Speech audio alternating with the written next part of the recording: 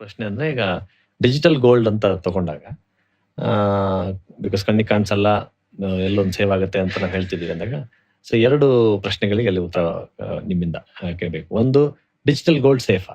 ಹ್ಮ್. ಎರಡನೇದು, ಈಗ ನಿಮ್ಮ ಹತ್ರ ಯಾರೋ ಬಂದು ಒಂದು ತಗೊಂಡ್ರು ಒಂದು 10 ರೂಪಾಯಿಗೆ, ಅದು ಮುಂದೆ ಏನಾಗುತ್ತೆ ಅದು ತಗೊಂಡ ನಂತರ? ನಾವು ಗೋಲ್ಡ್ ಸೇವಿಂಗ್ಸ್ ಹೇಗ್ ಮಾಡ್ತೀವಿ ಅಂತಂದ್ರೆ, ಇವತ್ತು ಟೋಟಲ್ 100 ಜನ ಸೇರ್ಕೊಂಡು 100 ಗ್ರಾಮ್ ಚಿನ್ನ ತಗೊಂಡ್ರು ಅಂತ. ಓಕೆ. ನಾವೇನ್ ಮಾಡ್ತೀವಿ ಅಂದ್ರೆ, ನಮಗೆ ಮುಂಚೆನೆ ಗೊತ್ತಿರುತ್ತೆ, ಮುಂದಿನ ದಿನ ನಮ್ದು ಹಿಸ್ಟಾರಿಕಲ್ ಡೇಟಾ ತಗೊಂಡು ನಾಳೆಗೆ ಎಷ್ಟು ಚಿನ್ನ ಬೇಕು ಅನ್ನೋದು, ಎಷ್ಟು ಸೇಲ್ ಆಗುತ್ತೆ ಅನ್ನೋದು ಒಂದು ಪ್ರಿಡಿಕ್ಷನ್ ಇರುತ್ತೆ. ಓಕೆ. ಆ ಪ್ರಿಡಿಕ್ಷನ್ 2-3% ಈ ಕಡೆ ಆ ಕಡೆ ಆಗ್ಬೋದು. ಸೊ ಅಷ್ಟು ಗೋಲ್ಡ್ ನಾವು ತೆಗೆದಿಟ್ಕೊಂಡ್ಬಿಡ್ತೀವಿ ಯೂಶಲಿ ಓಕೆ. ಇವತ್ತನೇ, ನಾಳೆಗೆ ಮುಂಚೆ. ಸೊ ಅಷ್ಟು sale physical form physically buy ಮಾಡ್ತೀವಿ ನಾವು ದಿನ. ಒಂದು ಎವ್ರಿ ಡೇ ಅಡ್ವಾನ್ಸ್ ಪರ್ಚೇಸ್ ಇರುತ್ತೆ, ದಿನ ಗೋಲ್ಡ್ ಬೈ ಮಾಡ್ತೀವಿ. ಓಕೆ. ಸೊ ನಾಳೆ ಎಷ್ಟು ಇದಾಗುತ್ತೋ ಅಷ್ಟು ಸೇಲ್ ಮಾಡ್ತೀವಿ. ಓಕೆ. ಸೊ ಈ ಗೋಲ್ಡ್ ನಾವೇನ್ ಮಾಡ್ತೀವಿ ಅಂತಂದ್ರೆ, we buy only from nominated agencies, okay. Large bullion traders. Nominated agencies ಯಾರು ಅಂತಂದ್ರೆ, ಟೈಟನ್ ಇರ್ಬೋದು, ಅಥವಾ Yes bank, ICICI, okay. MMTC, ಈ ತರ ಎಷ್ಟೊಂದು ಕರೂರ್ ವೈಶ್ಯ ಬ್ಯಾಂಕ್, ಈ ತರ ಎಷ್ಟೊಂದು ನಾಮಿನೇಟೆಡ್ ಏಜೆನ್ಸಿಗಳಿದೆ. ಓಕೆ. ಅವರಿಂದ ಮಾತ್ರ ಚಿನ್ನ ಖರೀದಿ ಮಾಡ್ತೀವಿ. 24 ಕ್ಯಾರೆಟ್. ಇವರು ನಾಮಿನೇಟೆಡ್ ಅಂದ್ರೆ ಯಾರು ನಾಮಿನೇಟ್? ಗವರ್ಮೆಂಟ್ ಇಂದ ಲೈಸೆನ್ಸ್ ಇರುತ್ತೆ ಅಥವಾ ಇಂಪೋರ್ಟ್ ಮಾಡ್ಕೊಳಕ್ಕೆ. 98% of the gold sold in India is imported gold. Okay. And ಇಂಡಿಯಾಗೆ ಬರೋ ಎಲ್ಲ ಚಿನ್ನನೂ ದುಬೈ, ಸ್ವಿಟ್ಜರ್ಲ್ಯಾಂಡ್ ಮತ್ತೆ US ಇಂದ ಬರುತ್ತೆ. ಓಕೆ. ಸೊ ಇವ್ರು ಯೂಶಲಿ ಅಲ್ಲಿಂದ ಇಂಪೋರ್ಟ್ ಮಾಡ್ಕೊಳ್ತಾರೆ ಗೋಲ್ಡ್ ನ. ಅದನ್ನ ಲೋಕಲ್ ಮಾರ್ಕೆಟ್ ಅಲ್ಲಿ ಫರ್ದರ್ ಲಾರ್ಜರ್ ಹೋಲ್ಸೇಲ್ ಟ್ರೇಡರ್ಸ್ಗೆ, ಬುಲಿಯನ್ ಟ್ರೇಡರ್ಸ್ಗೆ, ಅವ್ರಿಗೆಲ್ಲರಿಗೂ ಮಾರ್ತಾರೆ. ಓಕೆ. ನಾವು ಅವರಿಂದ ಖರೀದಿ ಮಾಡ್ತೀವಿ. ಇದು LBMA standard, London Boolean standard. Okay. Shop ಅವರು ಕೂಡ ಇವರಿಂದಾನೇ ಪರ್ಚೇಸ್ ಮಾಡೋದು. ಅಂದ್ರೆ ನೀವು ಯಾವ ನಿಮ್ ಜ್ಯುವೆಲ್ರಿ ಸ್ಕೇಲ್ ಮೇಲೆ ಡಿಪೆಂಡ್ ಆಗುತ್ತೆ. ಫಾರ್ ಎಕ್ಸಾಂಪಲ್, ನೀವು ಚಿಕ್ಕೂರಲ್ಲಿ ಜ್ಯುವೆಲ್ರಿ ಸೇಲ್ಸ್ ಮಾಡ್ತಿದ್ರೆ, ನೀವು ಬೂಲಿಯನ್ನ ನಿಮ್ ತಾಲೂಕ್ ಲೆವೆಲ್ ಅಲ್ಲಿ ಅಥವಾ ನಿಮ್ಮ ಡಿಸ್ಟ್ರಿಕ್ಟ್ ಹೆಡ್ ಕ್ವಾರ್ಟರ್ಸ್ ಲೆವೆಲ್ ಅಲ್ಲಿ ಕೊಂಡ್ಕೊಳ್ತಾ ಇರ್ತಾರೆ. ಡಿಸ್ಟ್ರಿಕ್ಟ್ ಹೆಡ್ ಕ್ವಾರ್ಟರ್ಸ್ ಅವ್ರು ಪ್ರಾಬ್ಲಿ ಬೆಂಗಳೂರಿಂದ ಕೊಂಡ್ಕೊಳ್ತಿರ್ತಾರೆ, ಬೆಂಗಳೂರು ಅವ್ರು ಪ್ರಾಬ್ಲಿ ಬಾಂಬೆಯಿಂದ ಕೊಂಡ್ಕೊಳ್ತಿರ್ತಾರೆ, ಅಥವಾ ಚೆನ್ನೈಯಿಂದ ಕೊಂಡ್ಕೊಳ್ತಿರ್ತಾರೆ. ಇವರೆಲ್ಲರೂ ನಾಮಿನೇಟೆಡ್ ಏಜೆನ್ಸಿ ಅಂತ ತುಂಬಾ ಜನ ಲೇಯರಿಂಗ್ ಆಗಿ ಬರುತ್ತೆ ಕಸ್ಟಮರ್ ಕೈಗೆ. ನಾವೇನ್ ಮಾಡ್ತೀವಿ ಅಂದ್ರೆ, ನಾವು ಡೈರೆಕ್ಟ್ಲಿ ಬುಲಿಯನ್ ಟ್ರೇಡರ್ಸ್ ಹತ್ರ ತಗೊಳ್ತೀವಿ. 24 ಕ್ಯಾರೆಟ್ BIS ಹಾಲ್ ಮಾರ್ಕ್ ಇರೋದಷ್ಟೇ ನಾವು ತಗೊಳ್ಳೋದು. ಸೀರಿಯಲೈಸ್ಡ್ ಇನ್ವೆಂಟರಿ ತಗೋತೀವಿ. ಎಲ್ಲದಕ್ಕೂ ಸರ್ಟಿಫಿಕೇಟ್ ಇರುತ್ತೆ, ಪ್ಯೂರಿಟಿ ಸರ್ಟಿಫಿಕೇಟ್ ಇರುತ್ತೆ by BIS. Government standards define ಆಗಿದೆ. ಗವರ್ಮೆಂಟ್ ಸರ್ಟಿಫೈಡ್ ಲ್ಯಾಬ್ಸ್ ಇರುತ್ತೆ, ಅವ್ರು ಪ್ಯೂರಿಟಿನ ಟೆಸ್ಟಿಫೈ ಮಾಡಿ ಸರ್ಟಿಫಿಕೇಟ್ ಕೊಟ್ಟಿರ್ತಾರೆ. ಅದನ್ನ ಮಾತ್ರ ತಗೊಳ್ಳೋದು. ಬೇರೆ ಯಾವ ಚಿನ್ನನು ನಾವು ಸೆಕೆಂಡ್ ಗೋಲ್ಡ್ ಮಾರ್ಕೆಟ್ ಅಲ್ಲಿ ಅನ್ರಿಜಿಸ್ಟರ್ಡ್ ಅಥವಾ ಅನ್ಮಾರ್ಕ್ಡ್, ಅನ್ಸರ್ಟಿಫೈಡ್ ಗೋಲ್ಡ್ ನಾವು ತಗೊಳ್ಳಲ್ಲ. ಪ್ಯೂರ್ ಗೋಲ್ಡ್ ಅಷ್ಟೇ ತಗೊಳ್ಳೋದು. ಇದನ್ನ ನಾವು ಥರ್ಡ್ ಪಾರ್ಟಿ ವಾಲ್ಟ್ ಪ್ರೊವೈಡರ್ಸ್ ಹತ್ರ ಇಡ್ತೀವಿ.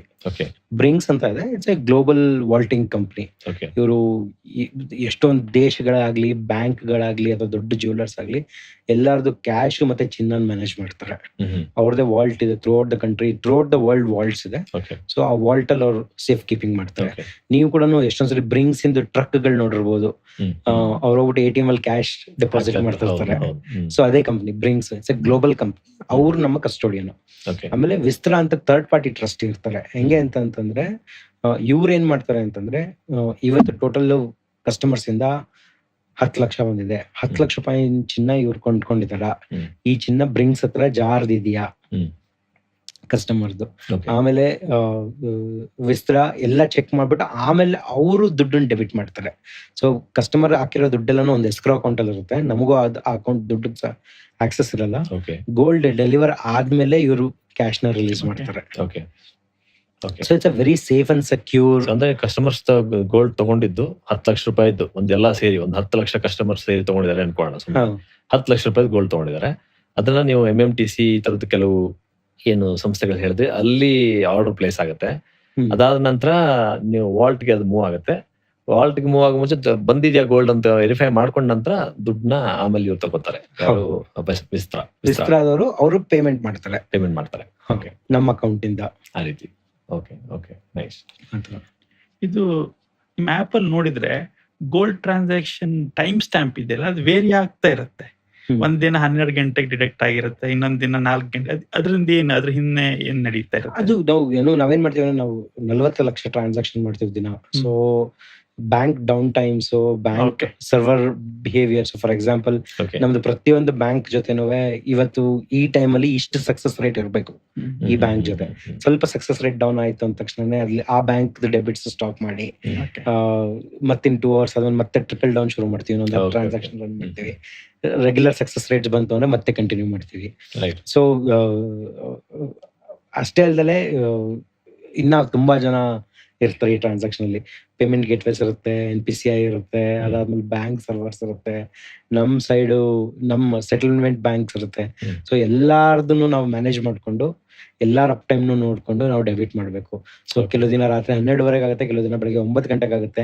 ಕೆಲವು ಬ್ಯಾಂಕ್ಸ್ ಹೇಳ್ತಾರೆ ಇವಾಗ HDFC ಹೇಳ್ಬೋದು, ಇವತ್ತು ನಾವು ಸಿಸ್ಟಮ್ ಅಪ್ಗ್ರೇಡ್ ಮಾಡ್ತಿದೀವಿ, ರಾತ್ರಿ 1 ಗಂಟೆಯಿಂದ ಬೆಳಗ್ಗೆ 6 ಗಂಟೆವರೆಗೂ ನಮ್ ಬ್ಯಾಂಕ್ ಸರ್ವರ್ಸ್ ಡೌನ್ ಇರುತ್ತೆ ಅಂತ. ಸೊ ನಾವು 6 ಗಂಟೆ ಆದ್ಮೇಲೆ ಶುರು ಮಾಡ್ಬೇಕಾಗುತ್ತೆ. ಚಿನ್ನದ ಆ ದಿನದ ಲೋವೆಸ್ಟ್ ಪ್ರೈಸ್ ಮೇಲೆ ಡಿಪೆಂಡ್ ಆಗಿರಲ್ಲ ಅಲ್ವಾ? ಅಂದ್ರೆ ಆ ಟೈಮ್ ಅಲ್ಲಿ ಕಮ್ಮಿ ಇದ್ದಾಗ ಪರ್ಚೇಸ್ ಅದು ಆಗುತ್ತಾ? ಇಲ್ಲ, ನಾವು ನಮ್ಗೆ ಲೋಯೆಸ್ಟ್ ಪ್ರೈಸ್ ಹೆಂಗೆ ಅಂತ ಪ್ರೆಡಿಕ್ಟ್ ಮಾಡಕ್ಕಾಗಲ್ಲ. ಇವಾಗಿರೋದೇ ಲೋಯೆಸ್ಟ್ ಅಥವಾ 2 hours ಆದ್ಮೇಲೆ ಲೋ ಆಗುತ್ತೋ ಹೇಳಕ್ಕಾಗಲ್ಲ. ಸೊ ರಿಯಲ್ ಟೈಮ್ ಅಲ್ಲಿ ನೀವು ದುಡ್ಡು ಡೆಬಿಟ್ ಆದ ತಕ್ಷಣ ಆ ಮೊಮೆಂಟ್ ಅಲ್ಲಿ ಏನ್ ಗೋಲ್ಡ್ ಪ್ರೈಸ್ ಇದೆಯೋ ಅದು ಬುಕ್ ಆಗುತ್ತೆ. ಸೊ ತಗೊಂಡ ನಂತರ ಈಗ ಕಸ್ಟಮರ್ಗೆ ನನ್ಗೆ ಒಂದು ಡೈರೆಕ್ಟ್ ಆಗಿ ಮಾರ್ಬಿಟ್ಟು ದುಡ್ಡು ಎತ್ಕೋಬೇಕು, ಅಥವಾ ಫಿಸಿಕಲ್ ಫಾರ್ಮ್ ಅಲ್ಲಿ ಗೋಲ್ಡ್ ಪಡ್ಕೊಳ್ಬೇಕು ಅಂತಿದ್ರೆ ಅದಕ್ಕೆ ಅವಕಾಶ ಇದೆ? ಹೌದು, ಏನು ಕ್ಯಾಶ್ ರೂಪದಲ್ಲಿ ಬೇಕು ಅಂತ ಅಂದ್ರೆ ಇಮಿಡಿಯೇಟ್ ಆಗಿ ತಗೋಬಹುದು. ನಮ್ ಯೂಸರ್ಸ್ ಕಷ್ಟ ಕಾಲಕ್ಕೂ ಸೇವ್ ಮಾಡ್ತಾರೆ, ಒಳ್ಳೆ ಕಾಲಕ್ಕೂ ಸೇವ್ ಮಾಡ್ತಾರೆ. ಒಳ್ಳೆ ಕಾಲಕ್ಕೆ ಅಂತಂದ್ರೆ ಮಕ್ಳು ಮದ್ವೆಗೆ ಇರ್ಬೋದು, ಅಥವಾ ತಮ್ಮ ಮದ್ವೆಗೆ ಅಂತಾನೆ ಇರ್ಬೋದು, ಅಥವಾ ತಾಯಿಗೆ ಏನಾರು ಕೊಡಿಸ್ಬೇಕು, ತಂದೆಗೆ ಏನಾರು ಕೊಡಿಸ್ಬೇಕು, ಗಂಡಂಗೆ ಏನಾರು ಕೊಡಿಸ್ಬೇಕು, ಅಥವಾ ಹೆಂಡತಿಗೆ ಏನಾರು ಕೊಡಿಸ್ಬೇಕು, ತಮ್ಮಂಗೆ, ಅಕ್ಕನ್ಗೆ, ಒಳ್ಳೆ ಕಾಲಕ್ಕೆ, ಕಷ್ಟ ಕಾಲಕ್ಕೂ ಆಗ್ಬೋದು.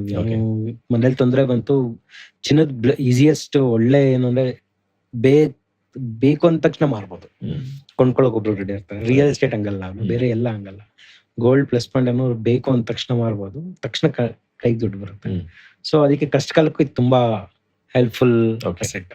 ಸೊ ಜನಗಳು ತಕ್ಷಣ ಮಾರಿ ಕ್ಯಾಶ್ ತಗೋಬಹುದು. ನಾವು ಅದನ್ನ ಕೆಲವೇ ಸೆಕೆಂಡ್ಸ್ ಅಲ್ಲಿ ಅವ್ರ ಅಕೌಂಟ್ ಡೆಪಾಸಿಟ್ ಮಾಡ್ತೀವಿ.